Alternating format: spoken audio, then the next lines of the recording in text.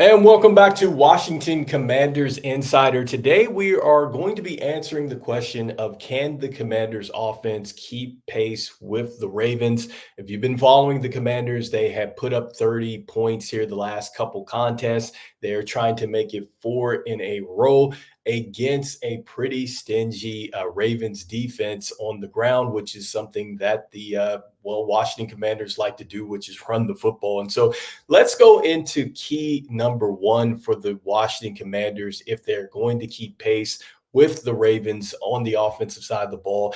And it starts with Jaden Daniels and his completion rate, because right now he leads the NFL at 77.1. And this is going to be huge for the Commanders because with his passes, those completion rates, you want those to be high, but you want those to be in a situation where it helps the Commanders perhaps stay on schedule as far as getting to that first down marker. And so those completions, yes, they can be high, but they need to also, keep this Commanders team on schedule, which I think that Jaden Daniels is going to do because they're going to stretch the Ravens sideline to sideline. I mean, they're going to be throwing some screens, obviously. They're going to take their shots down the field. But more or less, I think that the middle of the field is something that Jaden Daniels is going to really have to be accurate on. And I think that this is where players like Austin Eckler, Zach Ertz, perhaps Noah Brown, if he plays there, or Zakia, are going to need to take advantage inside on the Ravens in the middle of the field as far as that passing game. So, yes, this completion rate is going to be huge for Jaden Daniels and this Washington offense to really stay on schedule and stay on pace.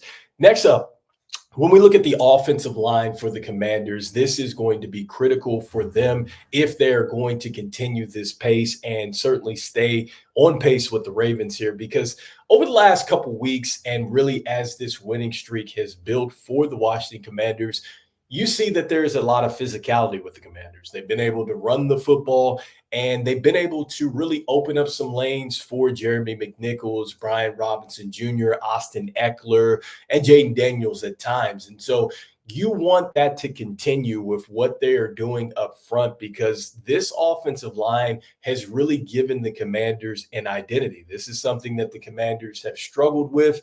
And I think that the Commanders, when you look at their team history, back when they had Joe Gibbs back there as the head coach, one of the things that they were able to do is run the football. You're starting to see that with the Commanders, and they're going to have a tall order this Sunday because this Ravens defense, they're only giving up 2.9 yards per carry. And I think that the Washington Commanders, in order to go ahead, keep pace, really pull off the upset, I think that they're going to have to try to find a way to at least gain another couple yards, per carry on these runs. So they need to be right in that 4 or 5 yards per carry in order to go ahead and keep pace on the offense. And then also to continue to keep the clock running, continue to keep Lamar Jackson on the sideline. So that is going to be huge. All right. And so next up, as we move to our next point, we move into the X factor, and that's going to be Austin Eckler. I think that Austin Eckler is going to be huge for the Washington Commanders in this particular game. I think that with the way that Austin Eckler is able to get yards from scrimmage, whether it's via running the football or in the passing game, I think that he's going to be counted on a lot, especially if the Ravens are able to lock down on our wide receivers and take away the big plays.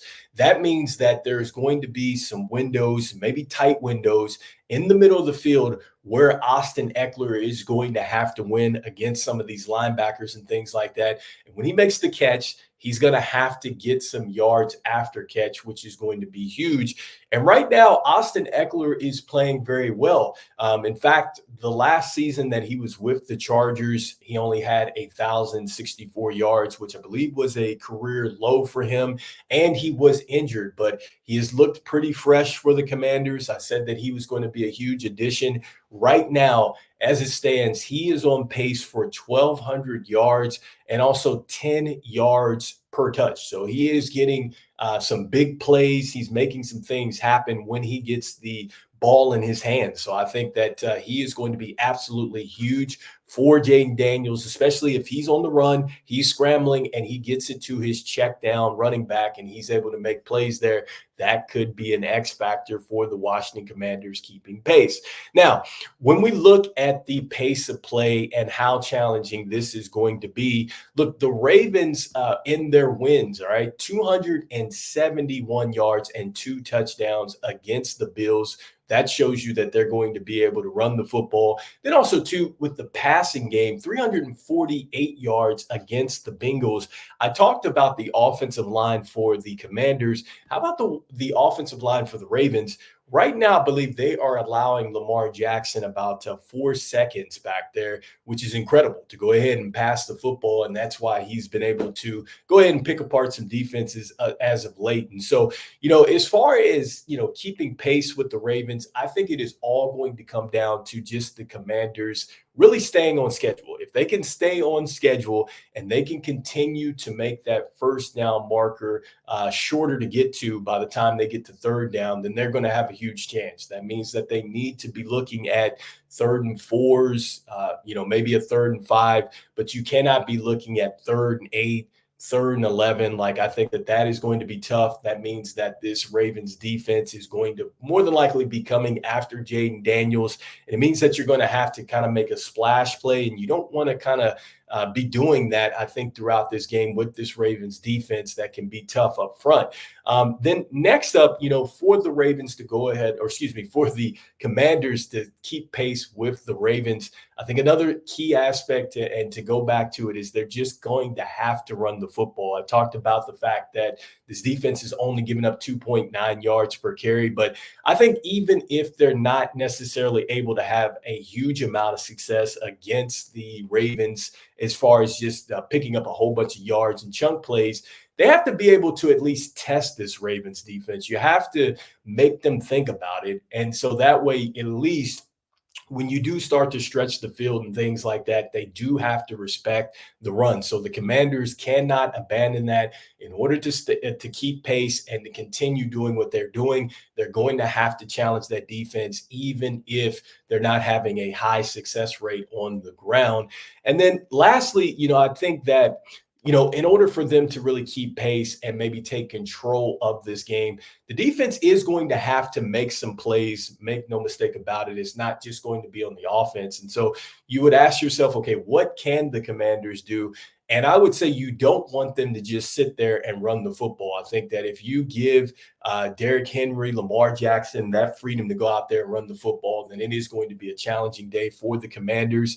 I think even if they are not giving up the huge plays, you'd have to think that them continuing to really kind of pound on the defense is not going to be a great thing. But I think if you can maybe force Lamar Jackson to try to make some deep throws down the field, you have a chance. Maybe you're able to go ahead and steal a possession, get your offense back on the field and score. And that might be the difference, because here's a stat for you. Look, Lamar Jackson, 4 of 17 on passes more than 20 yards. That's 23.5%.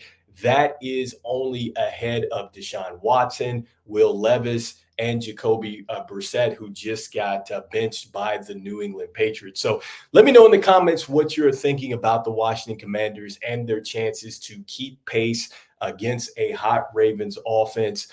Do you believe that the Commanders have the chance to pull off the upset? We'll be talking about the injury report and some more keys to the Washington Commanders, hopefully beating the Baltimore Ravens coming up here on Sunday before the game. All right, I'll see you guys on the next one. Peace.